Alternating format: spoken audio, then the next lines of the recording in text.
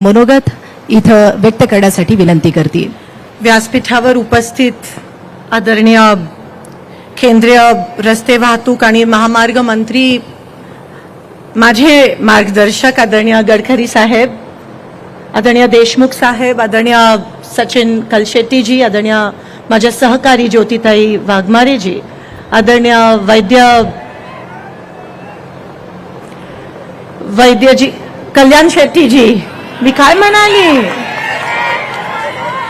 नाही, मी घेतलं तुमचं नाव। उपस्थित सर्वच मान्यवर आदरणीय कलेक्टर साहेब, आदरणीय आमचे कर्नाटकातून खास आलेले मंत्री BR पाटील जी, उपस्थित सर्वच सन्मान्य व्यासपीठ, गडकरी साहेब, मी आपले मनापासून आभार मानते।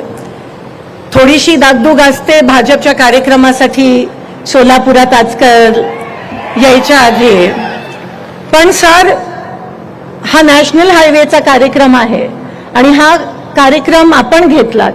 आपण वैयक्तिक मला पत्र लिहिलं, कारण जेव्हा दिल्लीमध्ये पार्लमेंट सुरू असते तेव्हा एकमेव मंत्री ज्यांचा दरवाजा सगळ्यांसाठी उघडा असतो ते म्हणजे आमचे लाडके गडकरी साहेब।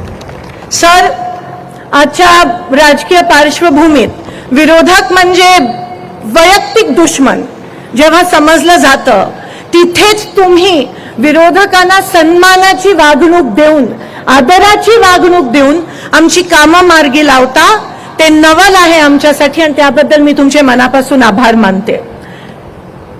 माझ्यासारख्या एका कार्यकर्तीला हेच तुमचा स्वभाव बघून प्रोत्साहन मिळतं, ऊर्जा मिळते की तुमच्यापर्यंत, तुमच्या दरवाजापर्यंत काम घेऊन यायची हिंमत मिळते। कारण का सर, ती वैयक्तिक कामं नसतात, ती आमच्या मतदारसंघाच्या लोकांची कामं असतात। जेव्हा मी तुमच्याकडे आली होती 740 वळसंग मोहोळ बसवनगर महामार्गासाठी, रस्त्यासाठी, तेव्हा तुम्ही रिमार्क केलात, आणि रिमार्कच नाही केलात सर, पण जेव्हा तुम्ही ते काम मार्गी लावलं, जेव्हा त्या कामाला तुम्ही परवानगी दिली, जेव्हा त्या कामाला तुम्ही सँक्शन दिलं, तेव्हा तुमचं वैयक्तिक पत्र जेव्हा मला आलं तेव्हा मला मनातून आनंद झाला की सर, अशा नेतृत्वाची महाराष्ट्राला उणीव आहे। कदाचित जर तुम्ही महाराष्ट्राचे मुख्यमंत्री आज असता तर खरंच आमच्या महाराष्ट्राची परंपरा बळकट राहिली असती आणि आम्हाला अजून बळ मिळाला असता आणि महाराष्ट्र पुरोगामी विचाराचा महाराष्ट्र राहिला असता। सर, हे हिमतीने मला या ठिकाणी सांगावं लागतं। माझ्या वडिलांचे जवळचे मित्र सर, तुम्ही ते पण दिवस बघितले, बापू हो हो म्हणतायत त्या ठिकाणी।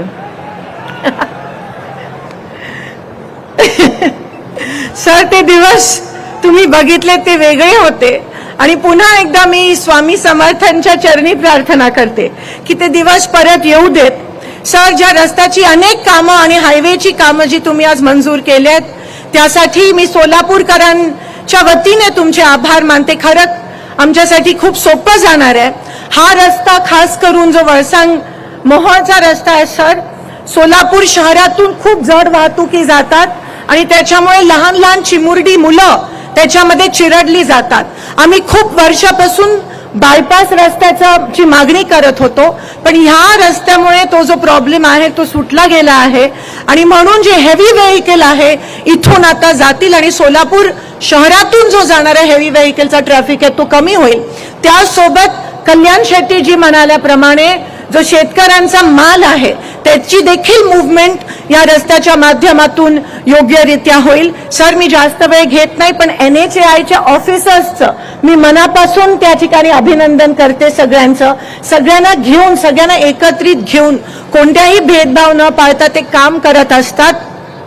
जाता जाता एकच सूचना करते सर, जेव्हा नॅशनल हायवे होत असतो कुठून किंवा मोठा चौपदरीकरण रस्त्याचं होत असतं, तेव्हा बरेच गावकरी आमच्याकडे येतात आणि रस्ता झाल्यानंतर म्हणतात की इथे अंडरपास झाला पाहिजे किंवा इथे फ्लायओव्हर झाला पाहिजे, कारण का लोकांना क्रॉस करताना लोकांचा जीव जातो। अनेक मोहोळसारख्या ठिकाणी लोकांचा जीव गेलाय, म्हणून एवढी विनंती करते, सूचना देण्यास मी एवढी मोठी नाहीये, पण विनंती करते की जेव्हा हे रस्त्याची कामं होतील तेव्हा कृपया करून सगळ्या गावकऱ्यांचं त्या ठिकाणी म्हणणं, आपले मनापासून आभार मानते की तुम्ही ही रस्त्याची कामांना सँक्शन दिलं आणि आमच्या सोलापूरकरांचं भलं केलं. सर, एकमेव कधी कधी वाटतं की केंद्र शासनामध्ये खरंच तुम्ही काम करत असता आणि सरांकडे बटाटा वडा आणि पोहे पण ते दिल्लीत खूप चांगले देतात. हा म्हणजे आवर्जून सर तुम्ही नाश्ता आम्हाला देत असता आणि त्याबद्दल पण नाश्ता पण देता आणि आमची कामं पण करता आणि कोणत्याही राजकीय भेदभाव न ठेवता तुम्ही सर आम्हाला मदत करता, आमच्या लोकांना मदत करता. त्याबद्दल तुमचे मनापासून आभार मानते आणि आपली रजा घेते. धन्यवाद. जय हिंद, जय महाराष्ट्र.